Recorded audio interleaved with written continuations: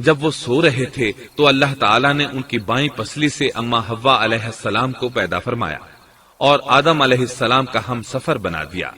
اللہ فرماتے ہیں، اے لوگو، اپنے اس پروردگار سے ڈر جاؤ جس نے تم سب کو ایک ہی جان سے پیدا کر ڈالا، اور اس جان یعنی آدم علیہ السلام سے ان کی بیوی کو پیدا کیا۔ آدم علیہ السلام کے وجود ہی سے حوا کا وجود بنایا گیا، وہ کوئی الگ مخلوق نہیں تھی۔ جب آدم علیہ السلام بیدار ہوئے تو انہوں نے اپنے قریب ایک عورت کو بیٹھے دیکھا، پوچھنے لگے، تم کون ہو؟ حوا علیہ السلام نے کہا، عورت۔ آدم علیہ السلام نے پھر پوچھا، تجھے کس لیے پیدا کیا گیا ہے؟ وہ بولی، آپ کے لیے، تاکہ آپ مجھ سے سکون اور انس حاصل کریں۔ جب فرشتوں نے آدم علیہ السلام کو ایک عورت سے باتیں کرتے دیکھا تو کہنے لگے، اب ایک اور نئی مخلوق پیدا کی گئی ہے۔ آدم علیہ السلام نے ان مخلوقات کا نام تو بتا دیا تھا جو مشہور و معروف تھیں، ان کا نام پوچھنا چاہیے۔ انہوں نے آدم علیہ السلام سے سوال کیا، انہوں نے فوراً جواب دیا، حوا، اس لیے کہ اللہ نے تو آپ کو ہر چیز کا نام سکھا دیا تھا۔ فرشتوں نے کہا، ان کا نام حوا کیوں رکھا گیا ہے؟ آدم علیہ السلام نے جواب دیا، اس لیے کہ اسے ایک زندہ چیز سے پیدا کیا گیا ہے، حیات کی نسبت سے حوا نام رکھا گیا۔ مسلم شریف میں ہے، سیدنا ابو ہریرہ رضی اللہ عنہ روایت کرتے ہیں کہ رسول اللہ صلی اللہ علیہ وسلم نے فرمایا، جو شخص اللہ اور آخرت کے دن پر ایمان رکھتا ہے، جب وہ کسی معاملے کے لیے حاضر ہو تو بھلائی والی بات کرے یا خاموش رہے، اور عورتوں کے بارے میں بھلائی کی وصیت حاصل کر لو، یعنی ان کے ساتھ اچھا سلوک کرو، کیونکہ عورت پسلی سے پیدا کی گئی ہے، اور پسلی میں زیادہ ٹیڑھا حصہ اوپر والا حصہ ہوتا ہے۔ اگر تم اس کو سیدھا کرنا چاہو گے تو توڑ ڈالو گے، اور اگر اس کو چھوڑ دو گے تو وہ اسی طرح ہمیشہ ٹیڑھی رہے گی۔ عورتوں کے بارے میں بھلائی کی وصیت حاصل کر لو۔ مطلب یہ کہ اسی حالت میں گزر بسر کرو، عورتوں کے بارے میں بھلائی کی وصیت حاصل کر لو۔ اس حدیث کا مطلب یہ ہے کہ عورتوں پر جبر کر کے زبردستی ان کی طبیعت کو بدلا نہیں جا سکتا، اور عورت ذات کو نہایت نرمی اور پیار سے رکھو۔ ان کی طبیعتوں میں ٹیڑھا پن ہے، وہ کبھی جذبات سے مغلوب ہو جاتی ہے اور عقل کھو بیٹھتی ہے۔ اگر کوئی اسے سیدھا کرنا چاہے تو اس سے لا تعلقی، دوری اور طلاق کی نوبت آ جائے گی۔ اگر اسے چھوڑ دو گے تو ٹیڑھا پن برقرار رہے گا۔ مرد کو بہت حوصلے سے اس صورتحال کو سنبھالنا چاہیے۔ احادیث میں سیدنا ابراہیم علیہ السلام کی زوجہ سیدہ سارہ علیہ السلام کا قصہ موجود ہے۔ وہ حوا علیہ السلام کے بعد کائنات کی سب سے زیادہ خوبصورت عورت تھی۔ احادیث سے یہ اشارہ ملتا ہے کہ حوا علیہ السلام ابتدائے انسانیت سے لے کر قیامت تک پیدا ہونے والی تمام عورتوں میں خوبصورت تھیں۔ اب ابلیس لگا اپنے وسوسے شروع کرنے۔ آدم اور حوا علیہ السلام دونوں اللہ کے حکم سے جنت میں تھے کہ شیطان نے انہیں پھسلانے کی کوشش شروع کر دی۔ اللہ تعالیٰ فرماتے ہیں، اور ہم نے کہہ دیا، اے آدم، تم اور تمہاری بیوی جنت میں رہو، اور جہاں سے چاہو با فراغت کھاؤ۔ جنت بھی کیسی؟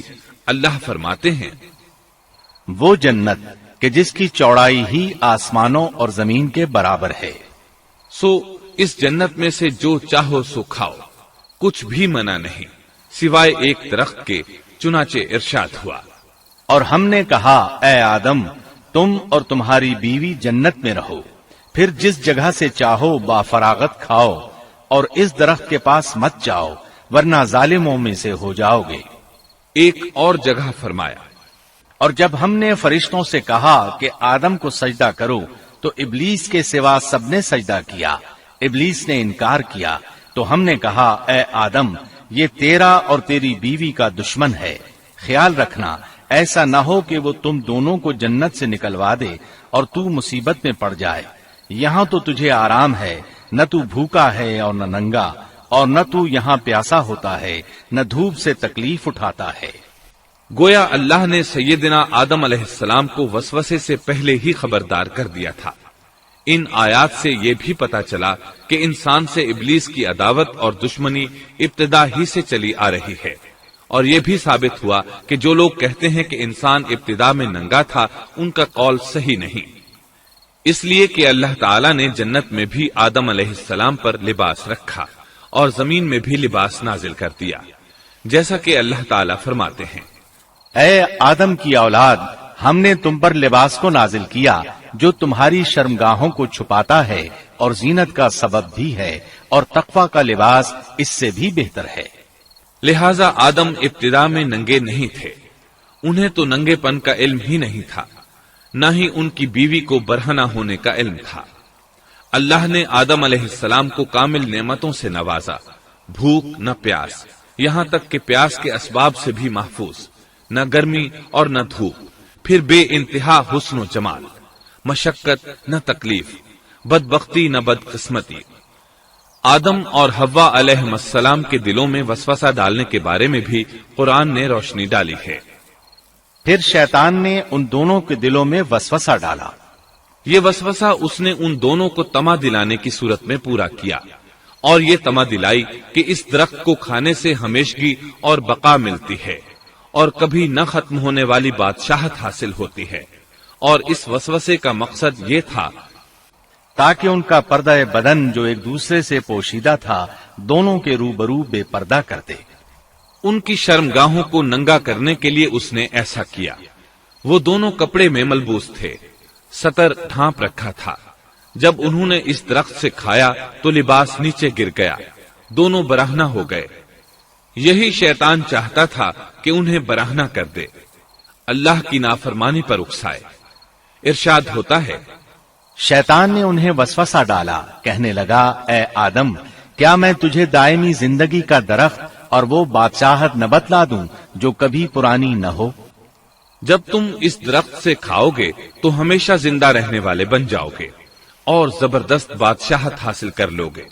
اس نے یہ تمنا بھی دلائی۔ تمہارے رب نے تم دونوں کو اس درخت سے اس لیے منع کیا ہے کہ تم دونوں فرشتے نہ بن جاؤ یا ہمیشہ زندہ رہنے والے نہ بن جاؤ۔ یعنی تم اس درخت سے کھا لو گے تو فرشتے بن جاؤ گے اور ہمیشہ قائم دائم رہو گے۔ پھر وہ وسوسہ ڈالتے ہوئے جھوٹی قسمیں کھانے لگا، جیسا کہ ارشاد ہوتا ہے، اور ان دونوں کے روبرو قسمیں کھانے لگا کہ یقین آ جائے میں آپ کا خیر خواہ ہوں۔ اللہ کی قسم کھانے لگا، اور اس وقت سے جھوٹی قسموں کی ابتدا ہوئی۔ اس نے ان دونوں کو فریب دے کر بہکا لیا، جیسا کہ فرمایا، فَدَلَّاهُمَا بِغُرُورٍ، یعنی دھوکے سے انہیں پھسلایا، حالانکہ انہیں کسی چیز کی کمی نہیں تھی۔ بھلا وہاں کیا محتاجی ہو سکتی تھی؟ جنت میں سکون سے زندگی بسر کر رہے تھے، جنت سے بڑھ کر کیا چاہیے؟ ہمیشہ کے لیے جنت مل چکی تھی۔ اللہ تعالیٰ فرماتے ہیں، ان دونوں نے جب درخت کو چکھا دونوں کا پردہ بدن ایک دوسرے کے روبرو کھل گیا، دونوں اپنے بدنوں پر درختوں کے پتے جوڑ جوڑ کر رکھنے لگے۔ کپڑے اترنے پر دونوں کو حیا آئی، اس لیے کہ انسان کی فطرت میں برہنہ ہونے کی ناپسندیدگی شامل ہے۔ برہنہ ہو گئے تو کوئی لباس نہیں تھا، اس لیے درختوں کے پتے جوڑ کر جسم ڈھانپنے لگے۔ حدیث میں آیا ہے، آدم بھاگنے لگے تو اللہ نے پکارا، آدم مجھ سے بھاگتے ہو؟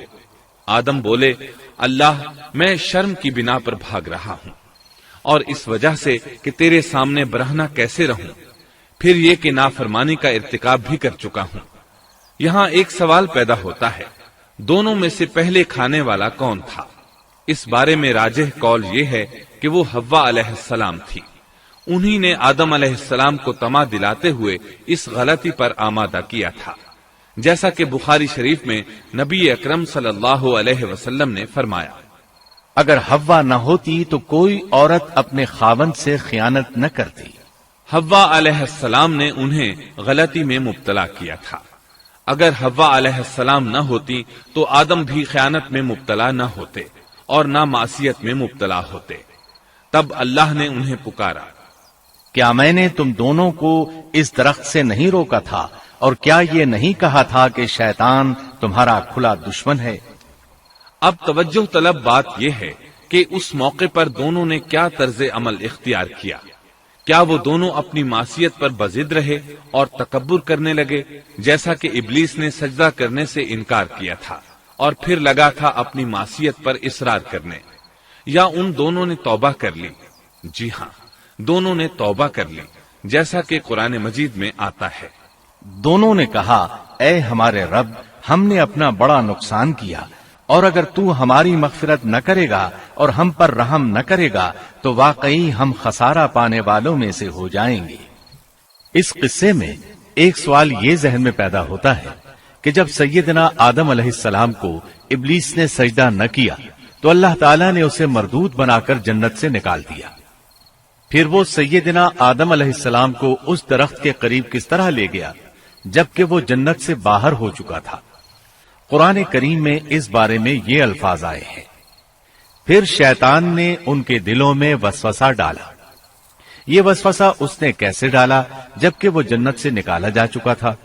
مفسرین نے اس کے جواب میں لکھا ہے کہ اس نے جنت سے باہر رہ کر یہ وسوسہ ڈالا تھا، جیسے آج کل تار اور بغیر تار کے آواز کو دور دراز علاقوں تک پہنچایا جا سکتا ہے، ایسے ہی شیطان نے اپنی طاقت سے یہ وسوسہ ان کے دلوں تک پہنچایا۔ لگے ہاتھوں ابلیس کی حقیقت بھی سن لیں۔ ابلیس کے لفظی معنی انتہائی مایوس کے ہیں۔ یہ راندہ درگاہ ہونے کے بعد ہمیشہ ہمیشہ کے لیے اللہ کی رحمت سے مایوس ہو گیا تھا، اس لیے اسے یہ لقب ملا، ورنہ روایات کی روح سے اس کا اصل نام عزازیل تھا۔ پہلے یہ جنات میں سے تھا، اپنے رب تعالی کی اطاعت سے نکل کر ابلیس ہوا۔ اس کا علم ناقص تھا، مزاج ناپاک تھا، وہ غرور اور تکبر میں مبتلا ہو گیا تھا۔ یہاں یہ بات بھی ذہن نشین کر لیں کہ انبیاء خطا اور گناہ سے پاک ہوتے ہیں، ان پر اللہ تعالی کی مستقل حفاظت اور نگرانی قائم رہتی ہے۔ اگرچہ انبیاء بھی انسان ہوتے ہیں اور تمام انسانی تقاضے انہیں لاحق ہوتے ہیں، لیکن ان کے عمل اور ارادے میں کسی قسم کی بدی اور شر کا عمل دخل قطعاً نہیں ہوتا۔ ان کا ہر قول اور عمل بلکہ ہر حرکت اور سکون کی حالت بھی انسانیت کے لیے بہترین نمونہ ہوتے ہیں۔ البتہ بشر ہونے کی وجہ سے بھول کا امکان ہوتا ہے، تاہم بھول ہو جانے کی صورت میں انہیں فوراً ہی خبردار کر دیا جاتا ہے۔ بھول ہو جانا بشری طبیعت کا خاصہ ہے، اللہ تعالیٰ نے ہر انسان کی فطرت میں یہ چیز رکھی ہے۔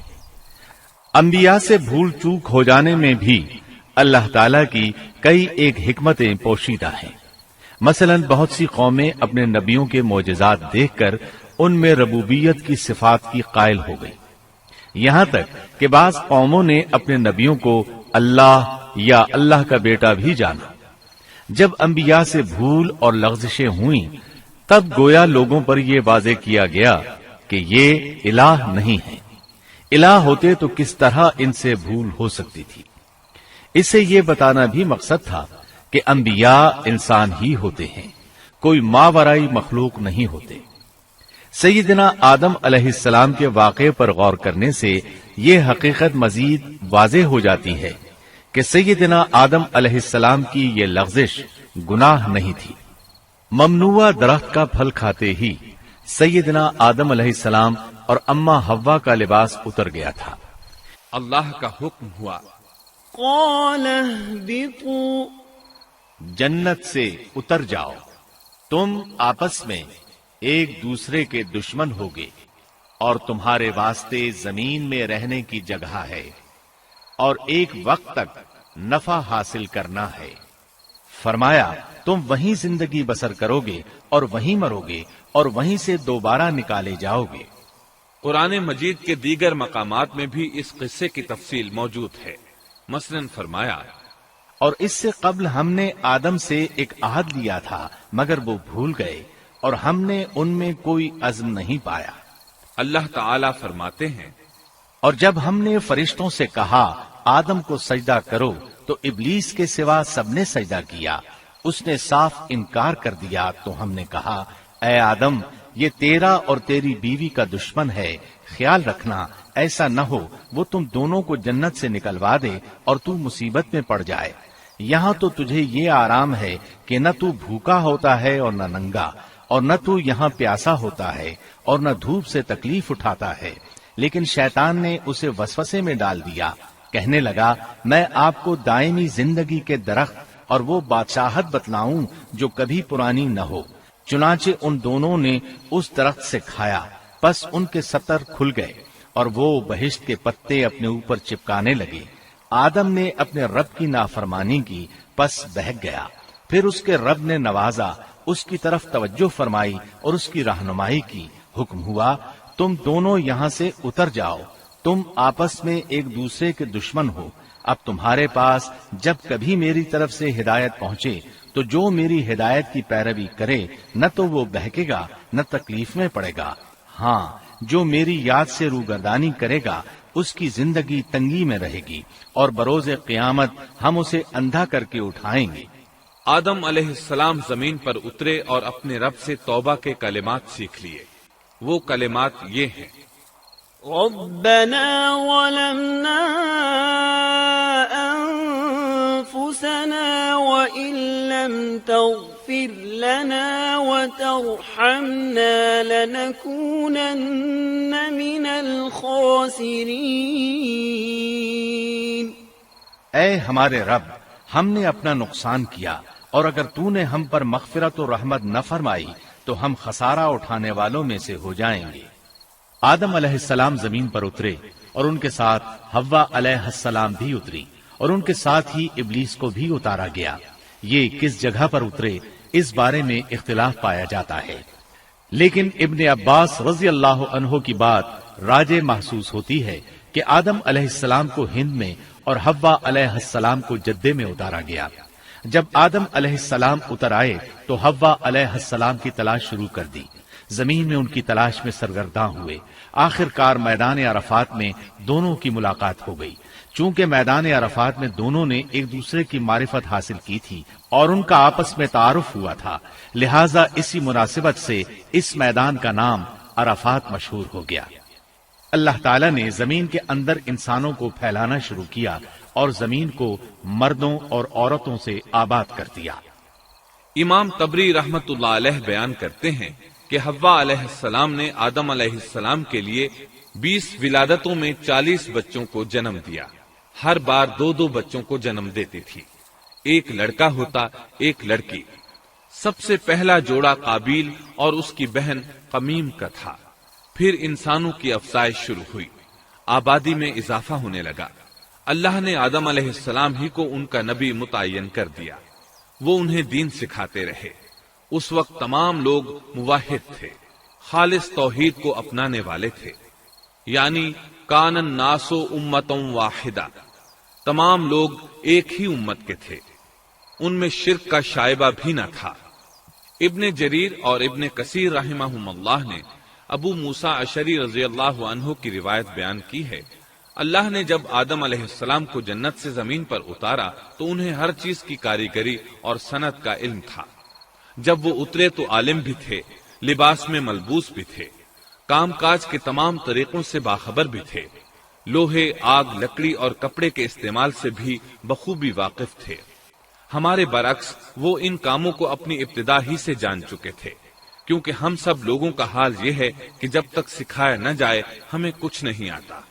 آج کے دور میں بعض افریقی قبائل کے افراد وحشیانہ اور غیر مہذب زندگی گزارتے ہیں۔ علماء کا کہنا ہے کہ یہ لوگ زمین پر رہنے والوں میں سے گمراہ ترین انسان ہیں۔ انہوں نے بہترین زندگی ضائع کر دی اور گھٹیا زندگی کو پسند کیا۔ تہذیب و تمدن کا آغاز چونکہ ابتدائے آفرینش سے ہے، اس لیے ہر انسان کی فطرت میں تہذیب کی سوجھ بوجھ موجود ہے۔ بہرحال آدم علیہ السلام کے بعد انسانی مخلوق کی تعداد روز بروز بڑھتی چلی گئی اور انسانی کمزوریوں کی بنا پر گناہ شروع ہو گئے۔ زمین پر سب سے پہلے ہونے والی معصیت قابیل کے ہاتھوں اپنے بھائی حابیل کے قتل کی صورت میں سامنے آئی۔ اللہ تعالیٰ نے قرآن مجید میں قابیل اور اس کے بھائی حابیل کا قصہ بیان کیا ہے۔ قابیل قرخت اور درشت طبیعت کا مالک تھا، جبکہ اس کا بھائی حابیل رحم دل اور نرم طبیعت تھا۔ قابیل کھیتی باڑی کرتا تھا اور حابیل مویشی چراتا تھا۔ حابیل کے نرم دل ہونے کی ایک وجہ اس کا بکریاں چرانا تھا، کیونکہ ایک چرواہا اپنی بکری کو بھوکا دیکھ کر اسے چارہ کھلائے بغیر نہیں رہتا، نہیں وہ کسی بکری کو پیاسا دیکھ کر اسے بھول جاتا ہے۔ اپنے جانور پر اس کی طاقت سے زیادہ بوجھ بھی نہیں لادتا۔ بنی نو انسان کی تعداد میں اضافے کے لیے اس وقت ایسا قانون تھا جو اب حرام ہے۔